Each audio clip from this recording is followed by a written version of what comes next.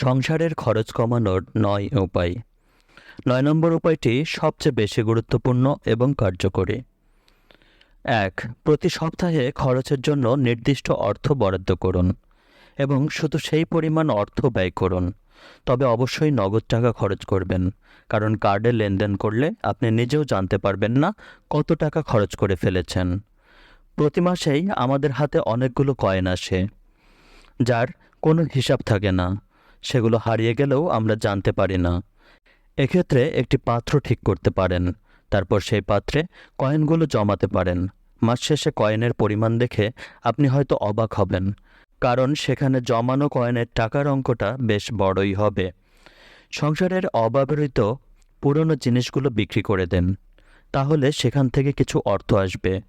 আপনার কর্মস্থল যদি বাসার কাছাকাছি হয়, তাহলে হেঁটে বা সাইকেল চালিয়ে কর্মস্থলে যেতে পারেন।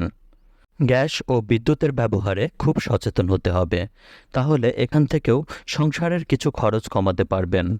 দামি কোল্ড ড্রিঙ্কস ও সফট ড্রিঙ্কস পান করা অনেকের নিয়মিত অভ্যাস, অথচ এগুলোর কার্যত কোনো উপকার নেই, তাই এই অভ্যাস বাদ দিতে হবে। ব্যায়াম বা ওয়ার্কআউটের জন্য জিমে যাওয়ার প্রয়োজন নেই।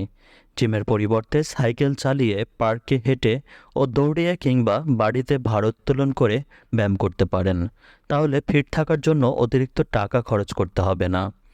সংসারের প্রয়োজনীয় অনেক জিনিস আমরা ব্র্যান্ড থেকে কিনে থাকি, কিন্তু খাদ্যপণ্যের ক্ষেত্রে ব্র্যান্ডের পণ্য আর সাধারণ পণ্যের সাথে খুব বেশি পার্থক্য নেই, তাই ব্র্যান্ডিংয়ে প্রলুব্ধ হবেন না। আপনি হয়তো প্রতিদিন একাধিকবার ১০০ টাকা খরচ করছেন, কিন্তু ভাবেন মাত্র ১০০ টাকা, খুব বেশি নয়।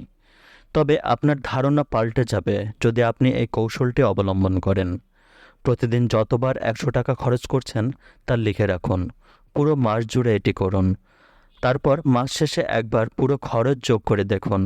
আপনি অবাক হয়ে যাবেন, কারণ মাস শেষে আপনার মাত্র ১০০ টাকা খরচের যোগফল কিন্তু বেশ বড়ই হবে। এ বিষয়টি আপনাকে অনেক খরচ কমাতে সহায়তা করবে।